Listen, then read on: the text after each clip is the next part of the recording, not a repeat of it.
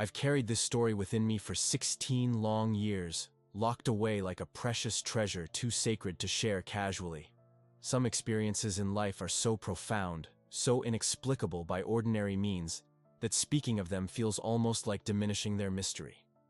But today, I feel compelled to break my silence.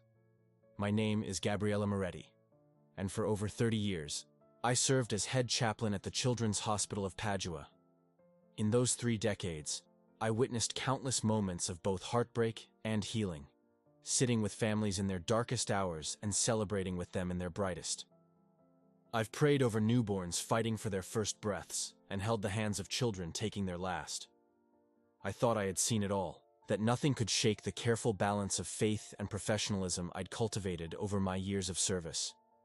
Then came the autumn of 2009, and everything I thought I understood about the boundary between heaven and earth was forever altered. What I'm about to share with you isn't based on hearsay or secondhand accounts. These are events I witnessed personally, moments that transformed my understanding of faith and the thin veil that separates this world from the next. Before I continue with this extraordinary story that connects CARLO ACUTIS, a dying child named Marco, and an inexplicable visitation that defies all rational explanation, I'm curious. Where are you watching from today? If you haven't subscribed yet to our channel, I invite you to join our community of seekers and believers. These testimonies are meant to illuminate the extraordinary that often hides within the ordinary moments of our lives. It was early November, and the hospital corridors echoed with the particular melancholy that autumn brings.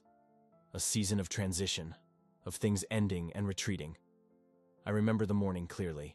Rain tapped against the windows, creating rivulets that distorted the view of the gray Paduan skyline. I had just finished morning prayers in the hospital chapel when Dr. Ricci, one of our senior oncologists, approached me with a familiar expression.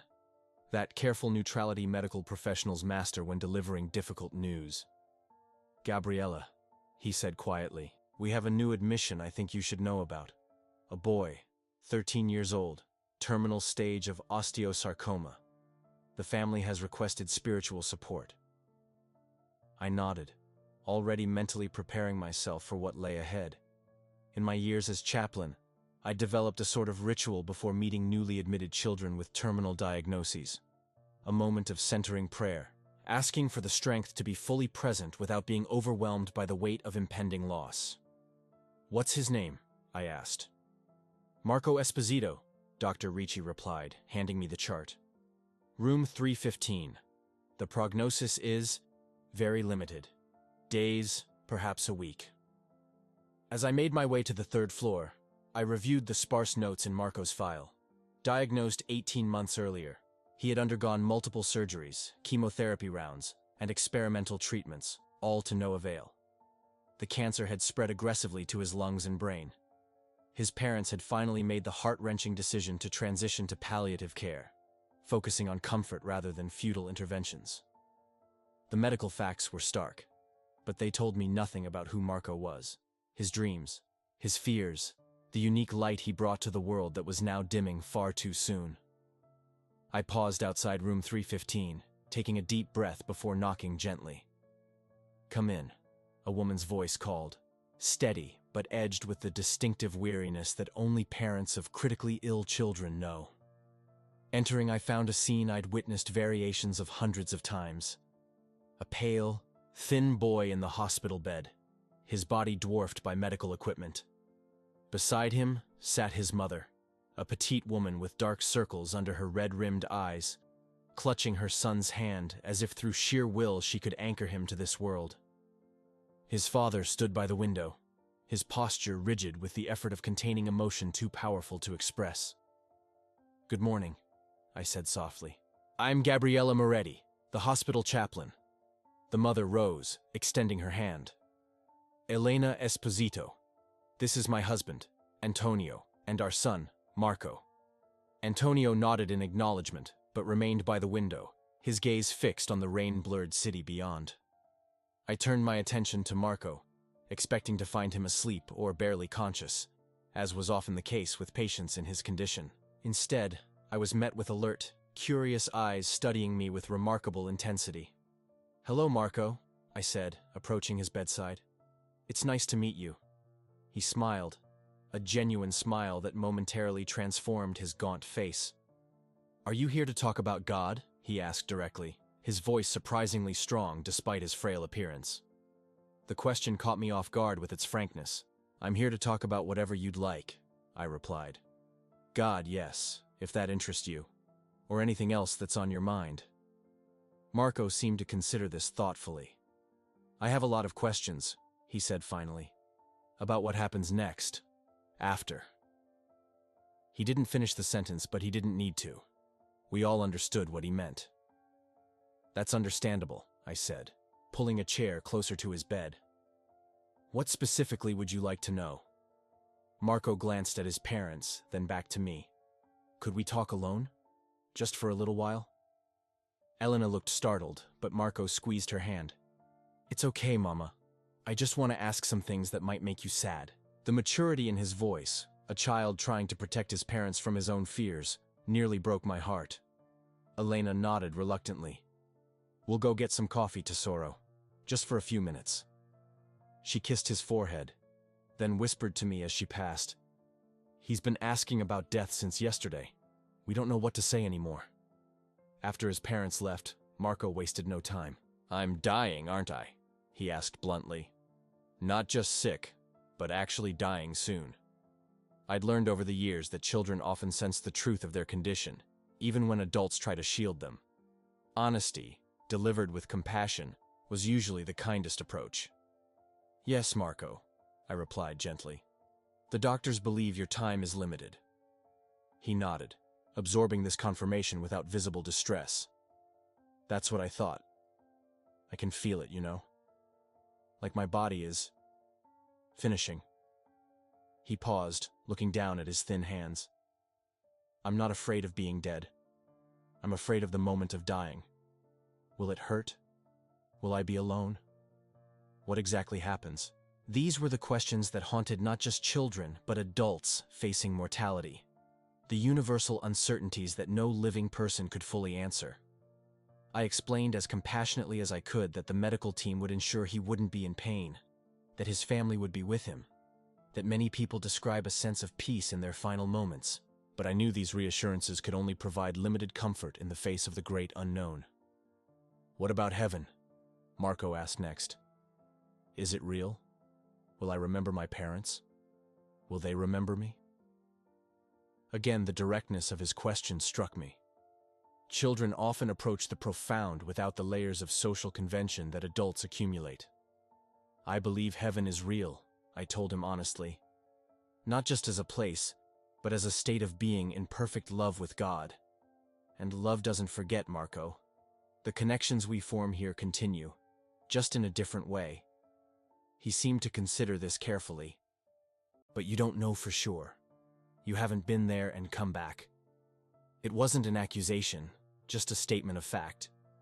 No, I admitted. I haven't. Faith isn't the same as certainty. It's trust in what we hope for but cannot prove. Marco looked out the window at the rain. I wish someone could tell me for sure. Someone who really knows. Little did I realize then how prophetic that simple wish would prove to be. Our conversation continued for nearly an hour, touching on topics many adults spend lifetimes avoiding: the nature of eternity, whether consciousness continues after death, what it means for a soul to be at peace. Throughout, I was struck by Marco's clarity of thought, his ability to grapple with concepts that challenge even the most seasoned theologians. When his parents returned, I promised to visit again the following day. That night, I found myself thinking about Marco, his questions echoing in my mind. There was something unusual about this boy, a wisdom beyond his 13 years, a spiritual hunger that seemed to transcend his dire circumstances. In my prayers, I asked for guidance, for the right words to offer him comfort in the days ahead. Little did I know that the answers would come through channels I could never have anticipated. The next morning, Dr. Ricci stopped me in the hallway with unexpected news. We have another special visitor coming to the pediatric ward today, he said. CARLO ACUTIS. Do you know of him? The name was vaguely familiar. The young computer expert from Milan, I asked. The one who cataloged Eucharistic miracles? Dr. Ricci nodded. The same. He's visiting a cousin who works as a volunteer here, and he's offered to spend time with some of our patients. He has quite a way with children, from what I hear. I thought Marco might benefit from meeting someone closer to his age who shares his interest in spiritual matters. I agreed it sounded like a good idea, though I couldn't have imagined the significance this seemingly coincidental meeting would hold. Later that afternoon, I was sitting with Marco, continuing our conversation from the previous day, when there was a knock at the door. A slim, dark-haired boy of about 15 entered, his friendly face breaking into a warm smile when he saw Marco. "Permesso?" he asked politely. "I'm Carlo. Dr. Ricci thought you might like some company." Marco's face lit up at the sight of another teenager, a welcome break from the parade of doctors, nurses, and worried adults that typically filled his days. "Come in," he said eagerly. "I'm Marco." I introduced myself as the chaplain, and Carlo greeted me respectfully before turning his full attention to Marco. There was something immediately striking about Carlo Acutis, a quality of presence that's difficult to articulate. He didn't enter the room with the awkward hesitation many people display when visiting the seriously ill. Instead, he carried himself with a natural ease, sitting beside Marco's bed and launching into conversation as if they were meeting in a school cafeteria rather than a hospital room. "Dr. Ricci mentioned you're interested in the big questions," Carlo said, "about God and what comes after this life." Marco nodded seriously. "I've been thinking about it a lot lately." "Makes sense," Carlo replied. "I think about those things all the time too, even though I'm not sick. My mother says I was born asking questions that make adults uncomfortable." This drew a genuine laugh from Marco, the first I'd heard from him. What followed was one of the most remarkable conversations I've ever witnessed. For over an hour, I sat quietly as these two boys, one preparing to leave this world, one vibrantly present in it, discussed matters of faith, eternity, and the nature of God with a depth and clarity that many adults never achieve. Carlo spoke about the Eucharist not as a ritual or symbol, but as a living connection to the divine.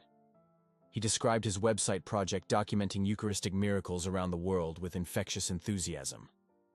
"The most amazing thing," he told Marco, "is that God makes himself so humble, becoming bread and wine that we can consume. The creator of the universe, wanting to be that close to us. It's mind-blowing when you really think about it." Marco listened, fascinated. "But how can you be so sure?" he asked eventually, the same question he'd posed to me. "You haven't seen heaven either." Carlo's response was immediate and devoid of defensiveness. "You're right, I haven't. But I've experienced God's presence in a way that makes doubt impossible for me. Not that I don't have questions, I have thousands. But the questions exist within a bigger certainty." He paused, considering his words carefully. "It's like, you know your mother loves you, right?" Marco nodded. "But could you prove it scientifically? Could you measure it, or demonstrate it to someone who was determined not to believe it?" Marco smiled slightly. "I guess not." "Exactly," Carlo continued. "The most important truths aren't always the ones we can prove like a math equation. They're the ones we know in our hearts." As their conversation continued, I noticed something shifting in Marco's demeanor. The tension he had carried in his thin shoulders seemed to ease. The worried crease between his eyebrows softened. He was still asking difficult questions, but there was less desperation in them now, more curiosity. When Carlo finally prepared to leave, promising to return the next day, Marco reached for his hand. "Thank you," he said simply. Carlo squeezed his hand in return. "For what?" "For talking to me like a normal person. Everyone else whispers and looks sad all the time." Carlo grinned. "Well, you are a normal person. Just one having an unusual experience at the moment." After Carlo left, Marco turned to me with wonder in his eyes. "He's different, isn't he? There's something special about him." I nodded, unable to disagree. "He has a remarkable faith for someone so young." Marco was thoughtful for a moment. "It's not just that.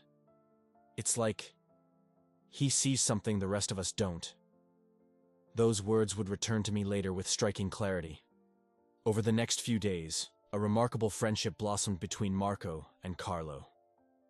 Despite having only just met, they developed the kind of bond that usually takes years to form. Carlo visited every day, sometimes bringing his laptop to show Marco his website, other times simply sitting and talking. He brought small gifts, a book of prayers, a medal of Saint Michael the Archangel, an SD card filled with his favorite religious music.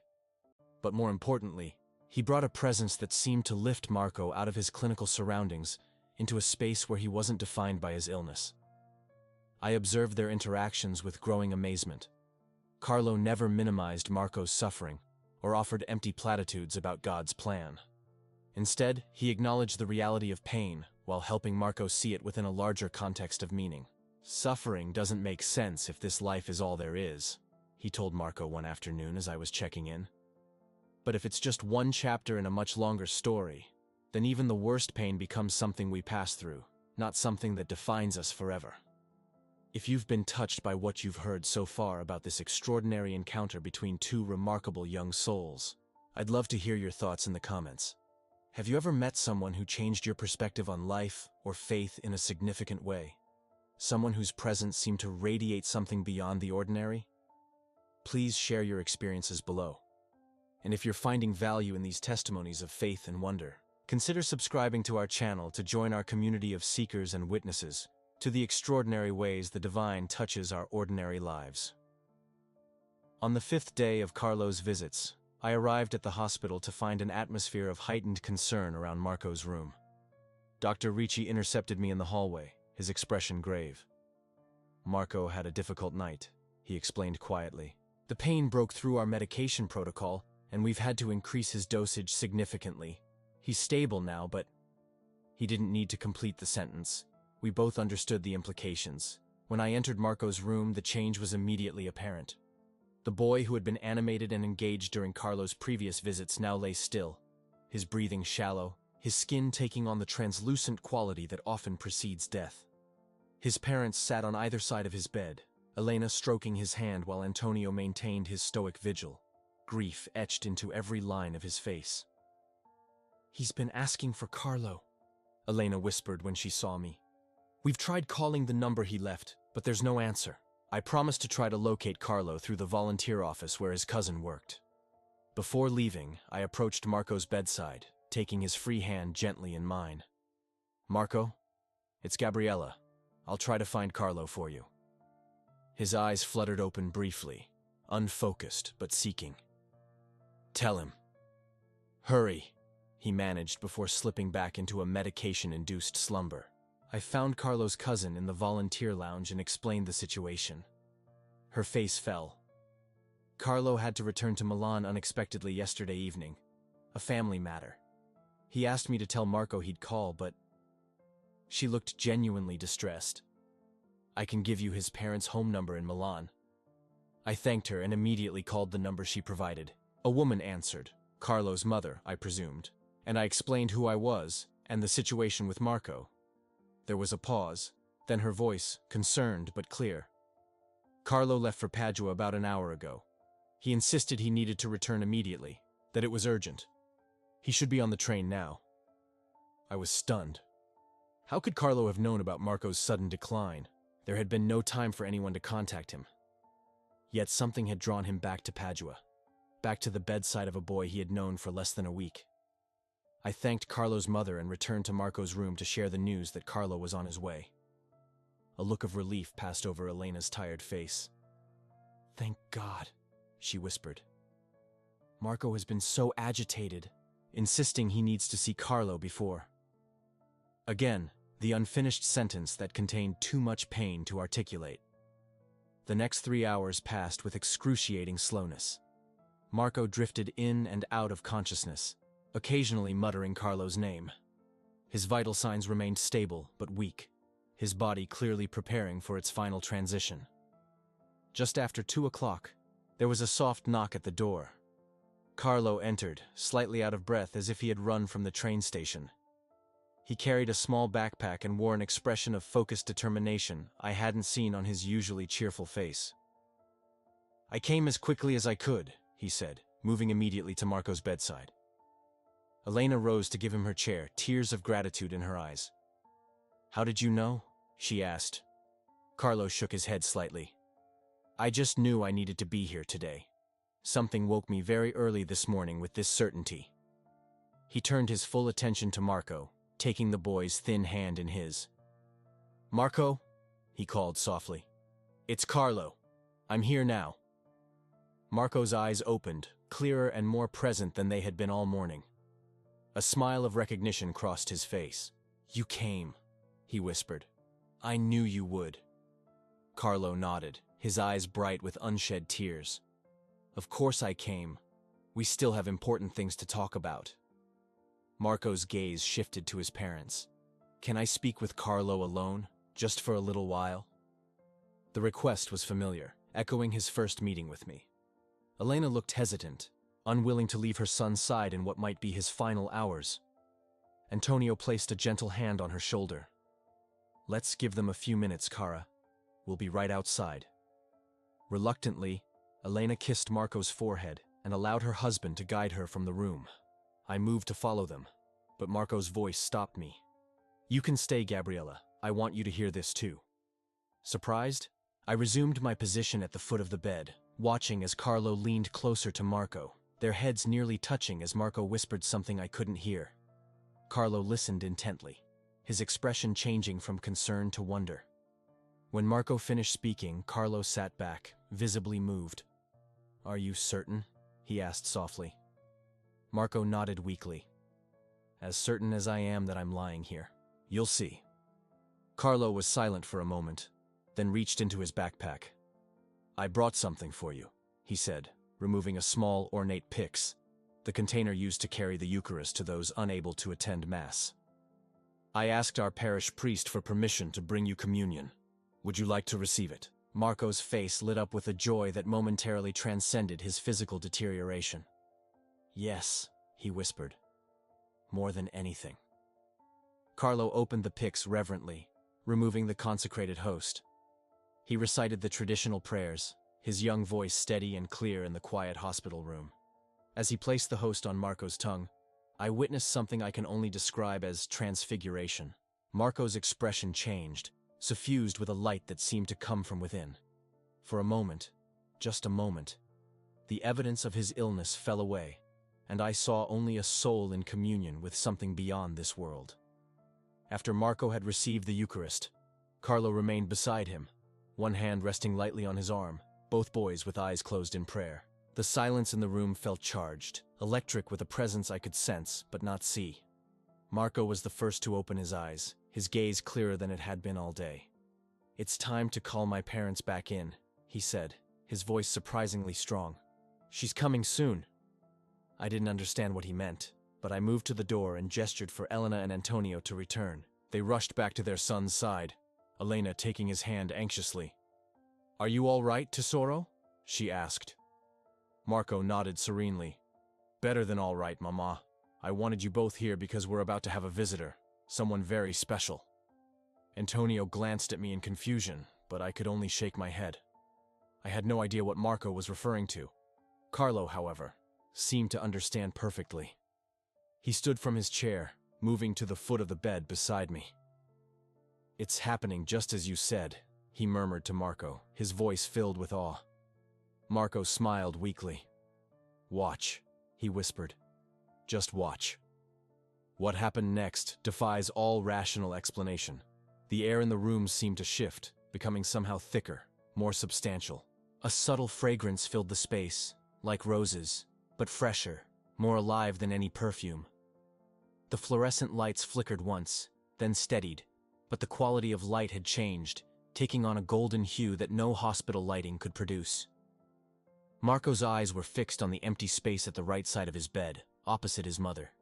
His face transformed with an expression of pure joy. "She's here," he whispered. "La Madonna, just like I told you, Carlo." Elena and Antonio stared at the empty space, seeing nothing but desperately wanting to believe their son. Carlo, however, had fallen to his knees, his face alight with wonder and recognition. "I see her," he said softly. "Marco, I see her too." I stood frozen, My breath caught in my throat. I could not see what Marco and Carlo claimed to see, but I could feel something. A presence that filled the room with a peace so profound it brought tears to my eyes. A sense of being enveloped in a love beyond anything humanly possible. The air around Marco's bed seemed to shimmer, like heat waves rising from summer pavement, but with a subtle iridescence that defied description.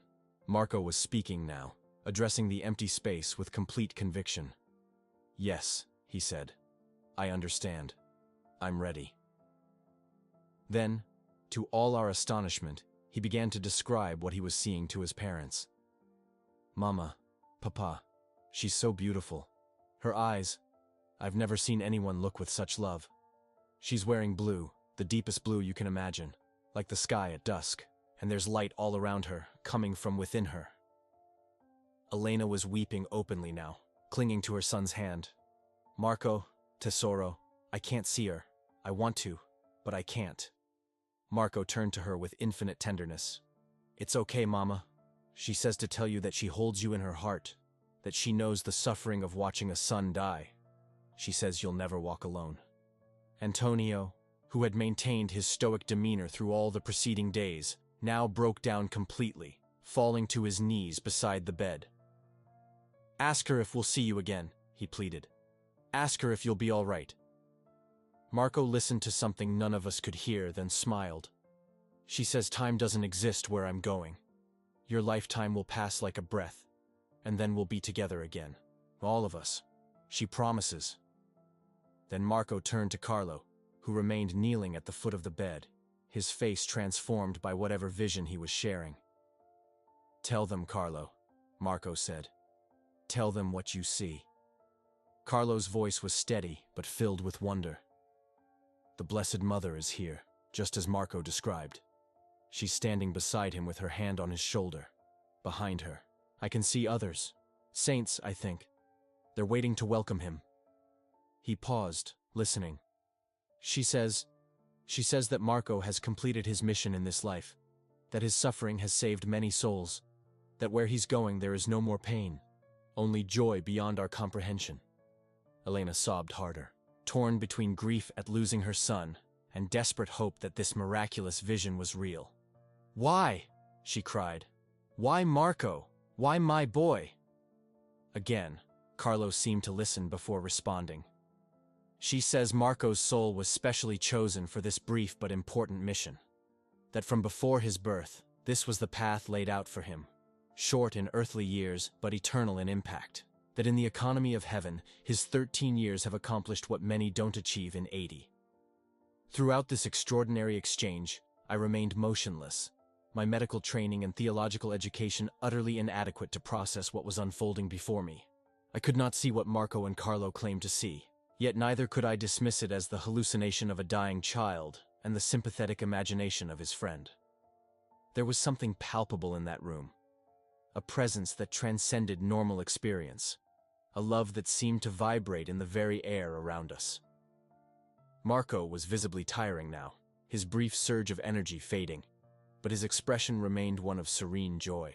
"She says it's almost time," he told his parents gently. "But she'll stay with me through the transition, and with you afterward." Elena gathered her son into her arms as best she could around the medical equipment. "We love you, Tesoro. We love you so much." "I know, Mama. I love you too, but I'm not afraid anymore." His gaze shifted back to the presence only he and Carlo could see. "I'm ready now. I understand." Carlo moved to Marco's bedside, taking his free hand. "I'll tell them," he said, though Marco had not spoken aloud. "I promise." Marco smiled at him gratefully. "Thank you for bringing her to me, for making me ready." Carlo shook his head, tears streaming down his face. "I didn't bring her. She was always coming for you. I was just meant to be here when she did." The room fell silent except for Marco's increasingly labored breathing. Elena cradled her son, Antonio's arm around them both. Carlo continued to hold Marco's hand, his lips moving in silent prayer. And I stood witness to this scene of extraordinary grace, my own prayers joining theirs. Marco's eyes remained fixed on the invisible presence beside his bed, his face radiant despite his obvious weakness. His breathing slowed, became shallower, and then, with one final peaceful exhalation, Marco Esposito left this world. The monitors registered his passing with their cold electronic precision, but everyone in that room knew that what we had witnessed was not an ending, but a transition. A soul moving from one state of being to another, accompanied by a love that transcended death itself. In the moments that followed, the hospital room was simultaneously filled with the stark reality of grief and something else. A lingering sense of the sacred that seemed to hover in the air like the fading notes of a beautiful song. Elena wept over her son's body, Antonio's arms around her. Carlo stood back, giving the family space for their first moments of grief, his own tears falling silently.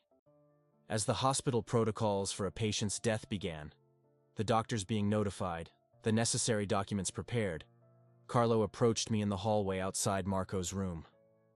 "You felt it too, didn't you?" he asked quietly. "Even if you couldn't see her." I nodded, unable to deny the experience despite my inability to articulate it fully. There was something, a presence, a feeling unlike anything I've encountered before. Carlo's eyes held a wisdom far beyond his 15 years. "Marco told me this would happen," he said.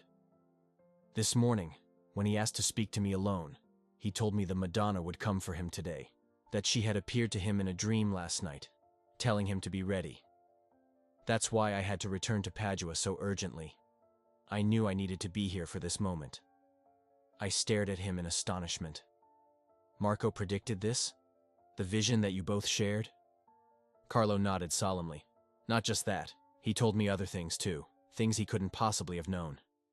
He hesitated, as if deciding whether to continue. "He told me details about my own future, about what I'm meant to do, about—" He paused again. "About my own time being limited." A chill ran through me at these words. "What do you mean, Carlo?" He shook his head slightly. "I can't speak of it yet, but Marco saw clearly. And if what he saw about today came true so precisely..." He didn't finish the thought, but he didn't need to. The implication was clear. If Marco's vision of the Blessed Mother had manifested as predicted, then his other prophecies might hold equal weight. Before I could press further, Dr. Ricci appeared, summoning me back to Marco's room to provide spiritual support for the family. By the time I emerged again, Carlo had gone, leaving only a note with his contact information and a promise to return for Marco's funeral. In the days that followed, I struggled to make sense of what I had witnessed in room 315. My theological training offered frameworks for understanding spiritual experiences, but nothing had prepared me for the direct encounter with the mystical that had occurred in that hospital room. What had Marco and Carlo seen that remained invisible to the rest of us? What was the meaning of their shared vision? And what had Marco revealed to Carlo about his future that had left such a profound impact? The funeral was held 3 days later, a beautiful, deeply moving service that balanced grief with the strange consolation that had emerged from Marco's extraordinary passing. Carlo was there, as promised, standing quietly with the mourners, offering his condolences to Elena and Antonio. After the service, he approached me. "May I speak with you privately, Gabriella?" he asked. We found a quiet corner of the church garden, autumn leaves swirling around our feet in the gentle November breeze. "Marco entrusted me with messages," Carlo said without preamble, "for his parents, for you, and for others he connected with during his time in the hospital." He paused, gathering his thoughts. "For his parents, when they're ready to hear it, he wanted them to know that he'll send them signs. White feathers appearing in unexpected places. He said they'll understand when it happens." I nodded, making a mental note to share this with Elena and Antonio when their initial grief had subsided. "And for me?" I asked softly. Carlo's gaze was direct, his eyes carrying that same quality of seeing beyond the surface that I had noticed from our first meeting. He said you've been questioning your vocation, wondering if your years as chaplain have made any real difference, considering retirement earlier than you'd planned. I felt a jolt of shock run through me. This was true. I had been struggling with these exact thoughts in recent months. but I had shared them with no one, not even in the private journal I kept. How could Marco have known? Carlo continued. He said to tell you that your presence has meant more than you can possibly understand. That in the moments when you felt most inadequate, most uncertain of what to say or do, your simple act of being present was exactly what was needed. That God doesn't require us to have all the answers, only to show up with an open heart. Tears filled my eyes at these words that spoke so directly to my private doubts. And he said one more thing, Carlo added, that within a year, a child will come to the hospital, a little girl with the same condition he had, that she'll need you specifically, that you'll know her by the butterfly clip she wears in her hair. This specific prediction, not just of comfort, but of a verifiable future event, left me speechless. Carlo reached into his pocket and withdrew a small object, pressing it into my palm. It was a rosary made of simple wooden beads, well worn from use. Marco wanted you to have this. It was his grandmother's. He said you'll know when to pass it on. I closed my fingers around the beads, feeling their smooth surfaces warm against my skin. Carlo, I said finally, finding my voice. What did Marco tell you about yourself? About your own future? A shadow passed across the boy's face. Not fear exactly, but a solemn acceptance.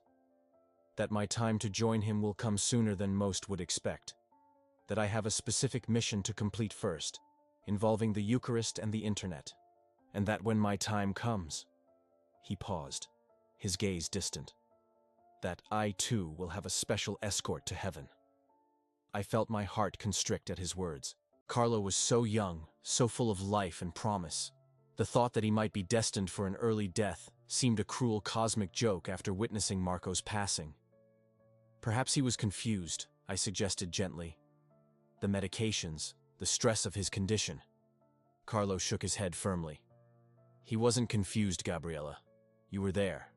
You felt what happened in that room. Some people see more clearly as they approach the threshold between worlds. Marco saw the truth. Before I could respond, Carlo was called away by his waiting parents. He embraced me briefly, promising to stay in touch, and then he was gone, leaving me with Marco's rosary and a head full of questions for which I had no answers. In the months that followed, I continued my work at the hospital. The extraordinary events in room 315 never far from my thoughts. I found myself watching for white feathers whenever I spoke with Elena and Antonio during their grief counseling sessions. And remarkably, they began to appear. A white feather on Antonio's car seat when there were no birds around. A perfect white feather inside Elena's closed purse. 3 small white feathers arranged in a triangle on their doorstep on what would have been Marco's 14th birthday. Small signs, perhaps easily dismissed as coincidence by skeptics, but bringing profound comfort to grieving parents desperate for connection with their departed child. I kept in occasional contact with Carlo, exchanging emails about his ongoing work documenting Eucharistic miracles and his deepening devotion to the Blessed Sacrament. He never again mentioned Marco's prediction about his own limited time, and I didn't raise the subject, hoping fervently that this was one prophecy that would not come to pass. Then, in early October 2010, almost exactly a year after Marco's death, a new patient was admitted to the pediatric oncology ward. A 12-year-old girl named Sophia, diagnosed with osteos.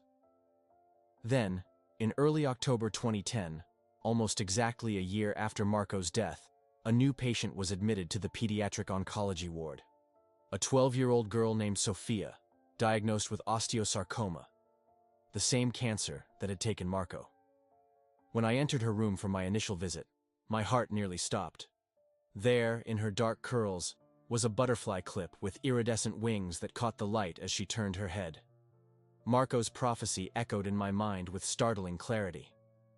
I approached her bedside with a sense of déjà vu, introducing myself as the hospital chaplain.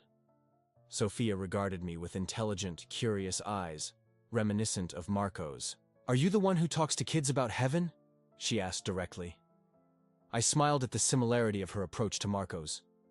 "I talk about whatever you'd like to discuss," I replied, using almost the same words I had with him a year earlier. "Heaven, yes, if that interests you, or anything else that's on your mind."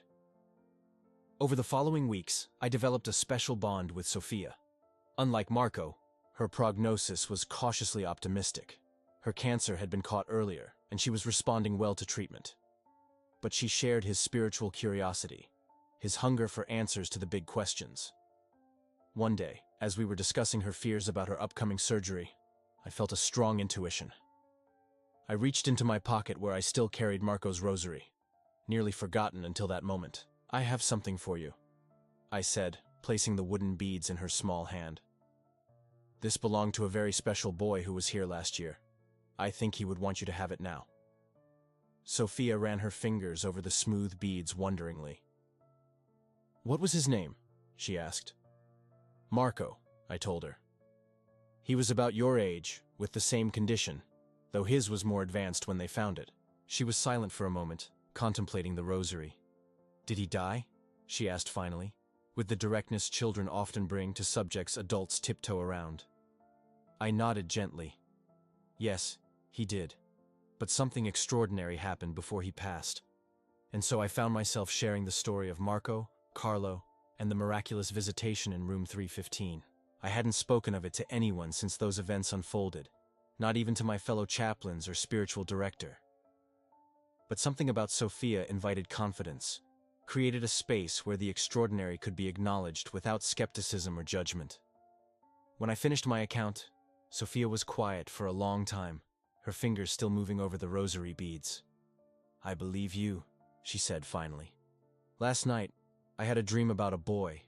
He didn't tell me his name, but he showed me a white feather and said someone would tell me his story soon, that I should listen carefully because it was important." A chill ran down my spine at her words. Could Marco somehow be reaching across the boundary between worlds, connecting with this girl who shared his diagnosis, creating a chain of witnesses to something beyond ordinary understanding? Before I could respond, Sophia's parents returned from their coffee break, and our conversation shifted to more everyday matters. But as I left her room that day, I felt a sense of purpose and connection that had been missing from my work in recent months. Perhaps this was what Marco had meant about Sophia needing me specifically, not just for spiritual counsel, but as a link in a chain of meaning that transcended individual lives. While Sophia fought her battle with cancer, eventually emerging victorious, I continued to think often of CARLO ACUTIS and wonder about the prediction Marco had made concerning him. We maintained our occasional correspondence, and I followed from a distance his growing reputation as the computer geek of the Eucharist, his website on Eucharistic miracles gaining attention throughout the Catholic world. In July 2006, I received an email from him that seemed unusually reflective, even for Carlo. "I've been thinking a lot about Marco recently," he wrote, "about what he told me that day in the hospital. I believe the time is approaching when his words about my own journey will be fulfilled. I've been having dreams, vivid ones, about the Blessed Mother, not unlike what Marco described." My hands trembled as I read these words. I immediately wrote back, asking for clarification, urging him to consult with medical professionals if he was experiencing any symptoms of illness. His reply came a few days later. "Don't worry, Gabriella. I've already seen doctors. It's leukemia, a particularly aggressive form. The prognosis is not good, but I'm at peace with whatever comes next. Marco prepared me for this, in more ways than one." The news hit me with physical force, leaving me breathless with grief and a strange sense of awe at the unfolding of Marco's prophecy. Carlo was hospitalized in Milan, too far for me to visit regularly, but we spoke by phone several times during his illness. His serenity in the face of his diagnosis was remarkable, not a forced cheerfulness or denial, but a genuine acceptance tinged with the same joyful anticipation I had witnessed in Marco's final moments. "I'm not afraid, Gabriella," he told me during our last conversation. "How could I be, knowing what awaits?" Marco showed me the way. CARLO ACUTIS died on October 12, 2006, almost exactly 3 years after Marco's passing. I was unable to be present, but his mother later shared with me that in his final moments, Carlo had opened his eyes, looked at something no one else could see, and whispered, "She's here, just as Marco said, and he's with her, waiting for me." The parallels to Marco's passing were unmistakable. In the years that followed these extraordinary events, I continued my work as hospital chaplain, but with a transformed perspective. The experiences with Marco and Carlo had torn a hole in the fabric of my conventional understanding, allowing glimpses of something beyond, not just as theological concept, but as lived reality. I found myself approaching each patient with new eyes, more attuned to the mysterious ways the divine might be working in their lives, more open to possibilities that transcended medical and even traditional religious frameworks. The butterfly clips Sophia had worn in her hair became a personal symbol for me, a reminder that there are no coincidences, only connections we haven't yet recognized. I began to notice butterflies everywhere, in artwork, in nature, even in the most unlikely places. Each sighting felt like a gentle confirmation that I was exactly where I needed to be, doing the work I was meant to do. Elena and Antonio Esposito, Marco's parents, eventually found a measure of peace. The white feathers continued to appear at significant moments in their lives. On their wedding anniversary, on Marco's birthday, at the birth of their second child 3 years after his passing. A surprise pregnancy they viewed as miraculous, given Elena's age and their previous fertility struggles.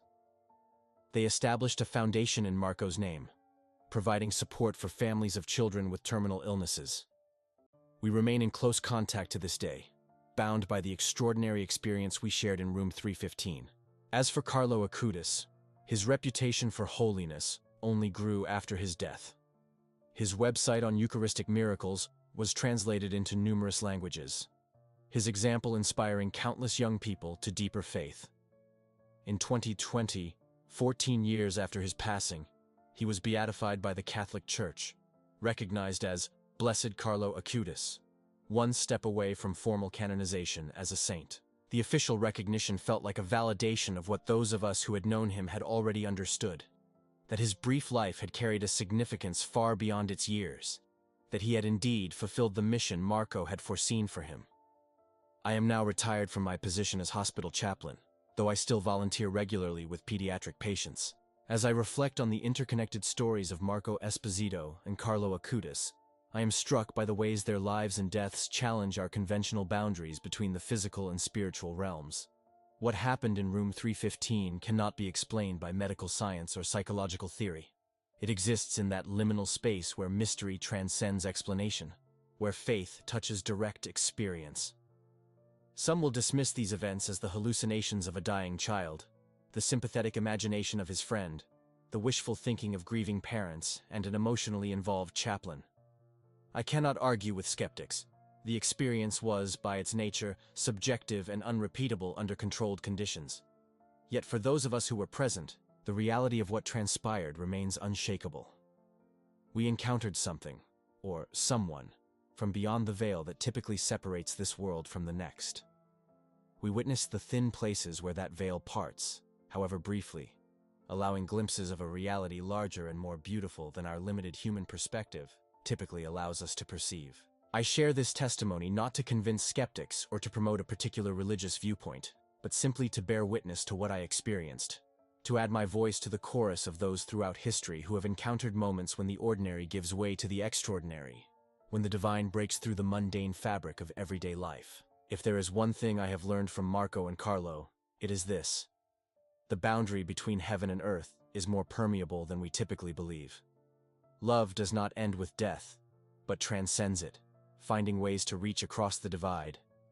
And sometimes, in sacred moments we can neither predict nor control, we are granted glimpses of a reality beyond our own, reminders that we are part of a story far larger, far more beautiful, and far more mysterious than we can comprehend from our limited vantage point. As I conclude this account, I'm reminded of something Carlo once wrote in an email. The Eucharist is my highway to heaven. When we draw close to Jesus in the Blessed Sacrament, we're already placing one foot in eternity. Both he and Marco found their highways to heaven earlier than most, but in their brief time here, they illuminated the path for many who would follow. Their interconnected stories remind us that life's meaning is not measured in years but in love, in purpose fulfilled, in the invisible connections that bind us to one another, and to whatever lies beyond the horizon of our earthly existence. If this story has touched something in you, I invite you to share your thoughts in the comments below. Have you ever experienced moments where the veil between worlds seemed to thin? Have you received signs from loved ones who have passed on? Or are you simply seeking, questioning, wondering about what might exist beyond what our physical senses can perceive? This community welcomes all sincere seekers, wherever you might be on your spiritual journey. If you've found value in this testimony, please consider subscribing to our channel. Each week we share stories of extraordinary encounters, miraculous healings, and unexplained phenomena that challenge our conventional understanding of reality. Your support helps us reach others who may be seeking answers to the deepest questions of existence, or simply reassurance that they are not alone in their experiences of the sacred breaking through into ordinary life.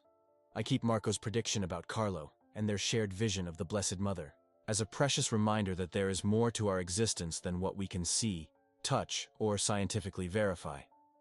In a world increasingly dominated by materialistic explanations and technological distractions, their story stands as testimony to the persistent human intuition that we are more than our physical bodies, that love transcends death, and that sometimes, when we least expect it, heaven reaches down to touch earth in ways that transform all who are present.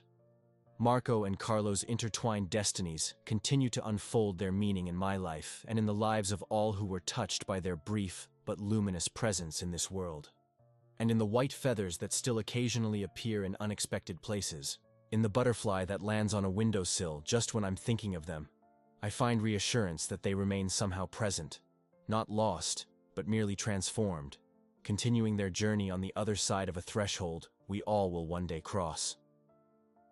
Until that day comes, I remain a grateful witness to the mystery I was privileged to glimpse in room 315, where a dying boy whispered to Carlo Acutis, and the Virgin Mary entered a hospital room. In my retirement, I've had time to reflect deeply on what I witnessed in room 315. The experience changed me profoundly, not just my beliefs, but how I move through the world, how I understand suffering and death, how I perceive the seemingly ordinary moments of daily life. I find myself more attentive to small signs and synchronicities, more open to the possibility that the material world we perceive with our senses is merely the surface of a much deeper reality. Since sharing my testimony more widely, I've received countless messages from people around the world who have experienced similar moments of transcendence. Healthcare workers who have witnessed inexplicable events at deathbeds, parents who have received signs from children who have passed. Ordinary men and women who have, in moments of crisis or profound stillness, sensed a presence beyond explanation. We are a quiet community, often hesitant to speak of these experiences for fear of ridicule or dismissal. Yet when we find the courage to share our stories, we discover we are far from alone. Whatever your own beliefs or experiences might be, I invite you to hold space for mystery, to remain open to the possibility that our rational scientific frameworks, valuable as they are, capture only a portion of the reality in which we exist. Marco and Carlo, in their brief but extraordinary lives, opened a door for me to glimpse something beyond. My deepest hope is that sharing their story might open a similar door for you, not to provide easy answers, but to awaken questions that lead us all to a deeper, more wonder-filled experience of this mysterious journey we call life.